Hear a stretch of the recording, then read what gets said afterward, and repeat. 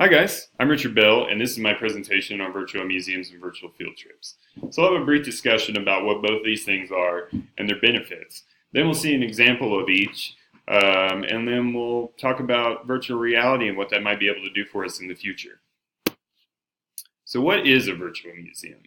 A virtual museum is essentially the digitization of a museum space, including works of arts and educational materials about the various artifacts within. This is usually given in a video format, but as technology progresses, the museums are making their virtual programs more and more interactive, as we'll see whenever we travel to the National Museum of Natural History later in this presentation. A virtual field trip is a video-based exhibition of a place or even time that has supplemental materials or instruction intended to immerse the student in the subject matter. These can be done individually or as a group and are accessible to every level of mobility. Technology is progressing to make this more and more interactive as well. The benefits of virtual museums and virtual field trips are numerous. It creates an immersive experience of the art and space that wouldn't otherwise be easily accessible. You can stand on top of the blue whale at the National Museum of Natural History, or you can talk to the cast and crew of Spider-Man and the Spider-Verse about STEM topics and quantum theory. It's interactive with direct instruction for museum professionals, including these people who are actual physicists and talk about the things that happen in Spider-Man and the Spider-Verse, which I think this adds to a really great immersion quality. Supplemental education materials are often available for students and educators. Some of these field trips, like the Spider-Man and the Spider-Verse field trip that we'll see, actually has an educator's packet that details everything the educator might need to know about the field trip to make it immersive for the student. It's accessible to all students regardless of mobility, their IEP, etc. And they're pre-designed to meet specific standards and curriculum, and they list these things. They're budget-friendly in that they're free. They increase global awareness in students. Technology is a really great globalizing tool, and this is no exception to that. The students have a level of autonomy, and they have less distractions. So not only these are experiences that the student can have in a shared space with their class, it's also something that they can use as a resource and draw upon again and again. They're able to go to the National Museum of Natural History and revise or revisit the things that they saw there on the virtual field trip in the classroom, or they're able to watch that video that we'll see with the Spider-Man and the Spider-Verse again and again until they get the concepts that are being shared. So let's go to the National Museum of Natural History. You can see they were standing in the gift shop. I'm going to go full screen.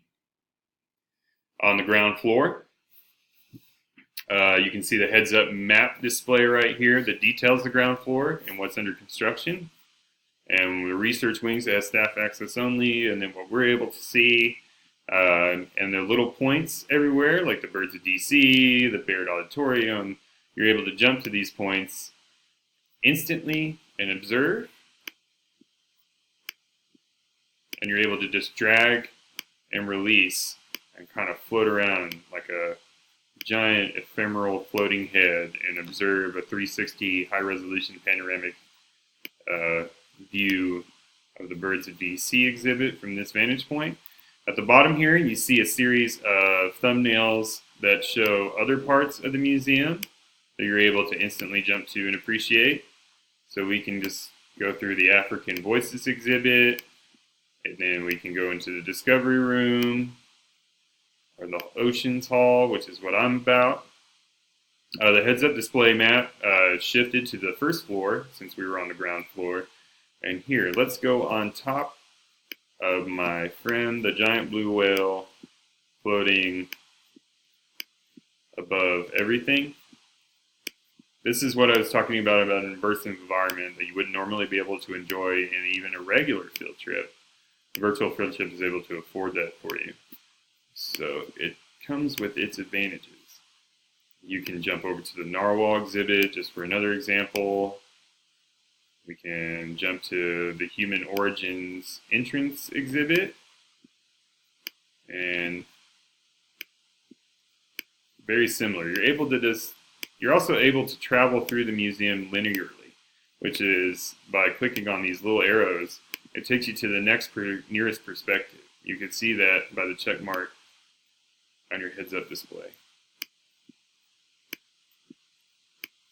There's the thermostat. It's very cool. All right. So we're going to exit out of full screen, and now we're going to go on a field trip to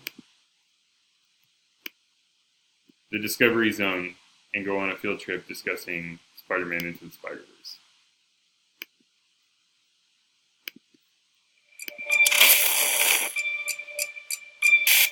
And so this is a curated digital field trip about Spider-Man Into the Spider-Verse and how it relates to STEM topics and literacy. He's one of the most enduring superheroes in Little history. cultural background. Spider-Man is not just a beloved comic book character. We're going to fast He's forward. A part of our culture. I'm a comic book, cereal, I get a Christmas app.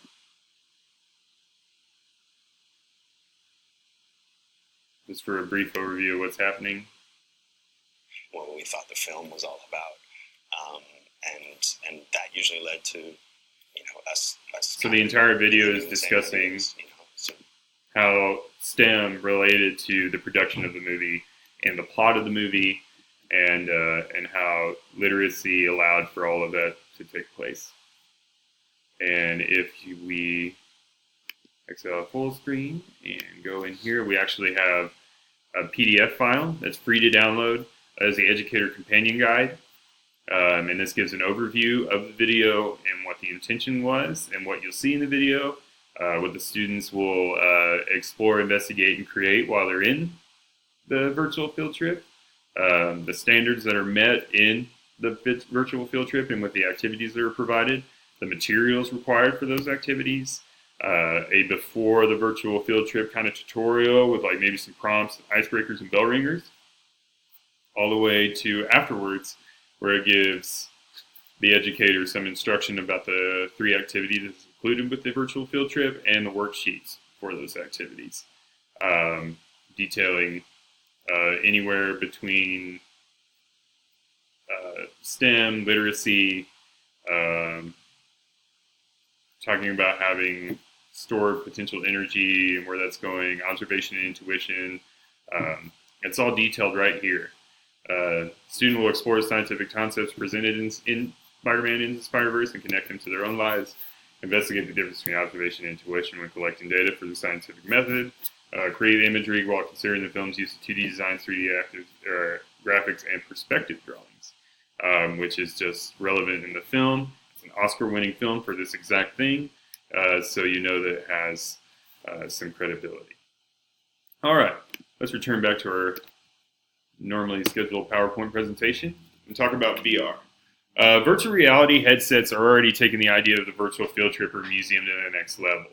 And as these virtual headsets become more accessible, as will they become accessible to the classroom.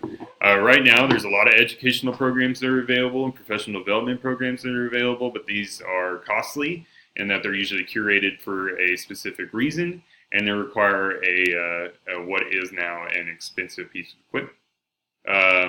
But for just a brief example of that, here's David Attenborough demoing the Hold the World program via Sky.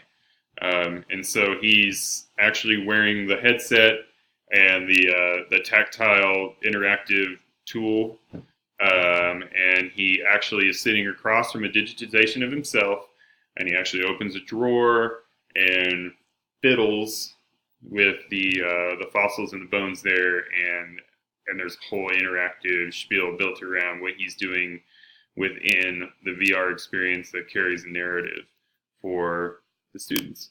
And here we go.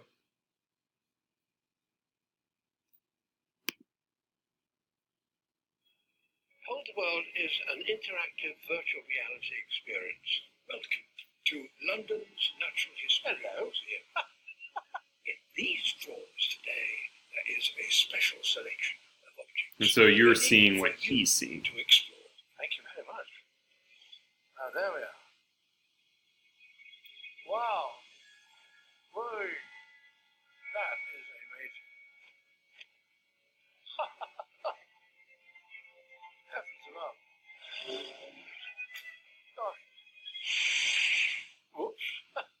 Look, it was going to hit me in the face. I'm bound to put my hands out to defend myself. It is breathtakingly beautiful.